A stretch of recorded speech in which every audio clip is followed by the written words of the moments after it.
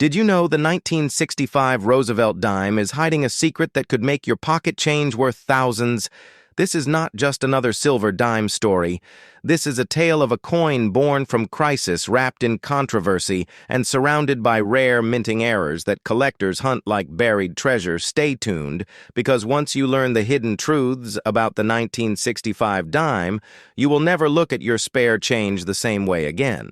In the world of rare American coins, the one-dime 1965 coin stands as one of the most fascinating pieces in numismatic history. To understand its significance, we must journey back to the early 1960s, a time when the United States Mint was facing an unprecedented silver crisis. Silver prices were soaring, the global market was changing, and the cost to produce silver coins was becoming unsustainable. By 1964, the United States Mint was using up massive stockpiles of silver to meet the demand for dimes, quarters, and half dollars, which at that time were still composed of 90% silver. But with the rising price of silver, many people began to hoard coins, melting them down for their bullion value. This hoarding created a shortage in circulation, causing panic among the public and intense pressure on the mint to find a solution. It was in this climate that the Coinage Act of 1965 was born.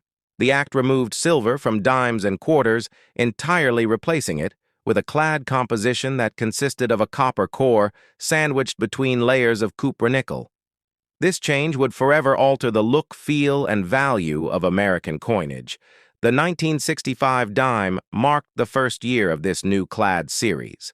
But what makes the 1965 dime truly intriguing are the transitional errors and varieties that slipped through during this tumultuous period. During the switch from silver to clad planchets, some 1965 dimes were accidentally struck on leftover 90% silver planchets intended for the 1964 dimes. These transitional errors are extremely rare and can be worth thousands of dollars depending on condition and authentication. Collectors have spent decades searching rolls of dimes, hoping to uncover one of these elusive silver strikes, but the story does not stop there. The 1965 dime also saw various striking anomalies. Weak strikes, broad strikes, and off-center errors are all part of what makes this coin so desirable to dedicated numismatists. But beyond errors, the dime represents a pivotal shift in U.S. monetary policy.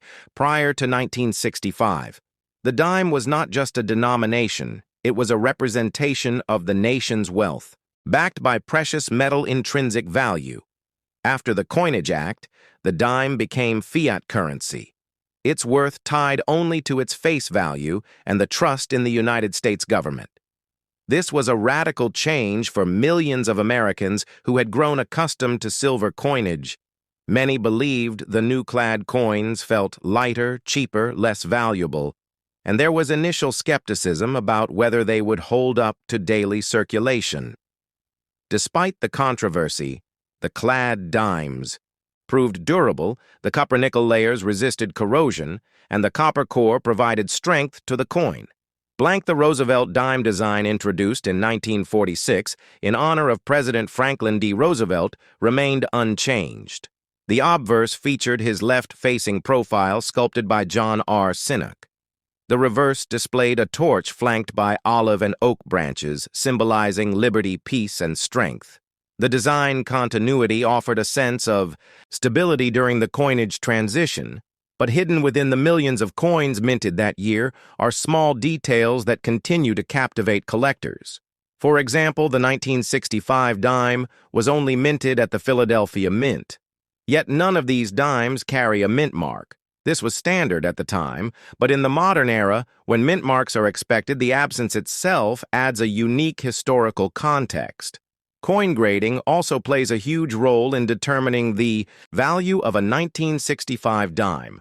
While the vast majority are only worth face value, a well-preserved specimen, especially one with a full torch or full bands detail on the reverse, can command premium prices. The full bands designation means the horizontal lines on the torch are fully struck and show complete separation, a sign of a strong, high-quality strike that is often lost due to worn dies or rushed production. The hunt for these high-grade clad dimes is intense because finding a mint-state coin with full bands from this transitional year is no easy feat. The clad composition was harder to strike cleanly than the softer silver planchets, resulting in weaker details in circulation. These coins took a beating, making pristine examples exceedingly rare. The intrigue of the 1965 dime extends into its broader cultural impact, too. It symbolizes the end of an era for American coinage and the beginning of modern currency practices. It reflects a time when the government had to adapt to economic realities and make tough choices that would shape the future of money in the United States. To this day, the story of the 1965 dime is used by educators, collectors, and historians to illustrate the interplay of economics, politics, and public trust in a monetary system. Even today, rumors persist about rare varieties that have yet to be found, whether it be a missing clad, layer, a misaligned die strike, or the dream find of a silver transitional error. The lure of the 1965 dime keeps roll hunters searching pocket change, scanning coin shows, and debating over online auction listings. So next time you hold a dime from this year, take a closer look, weigh it, check its edges, test its sound. If you suspect you might have a silver planchet, transitional error, weigh it on a precise scale.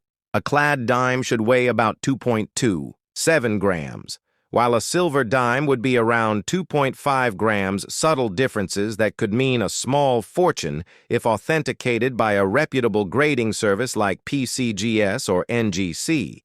This tiny coin continues to bridge generations of collectors, from those who remember spending silver dimes at the corner store to new hobbyists hoping to discover a piece of history in an everyday coin jar.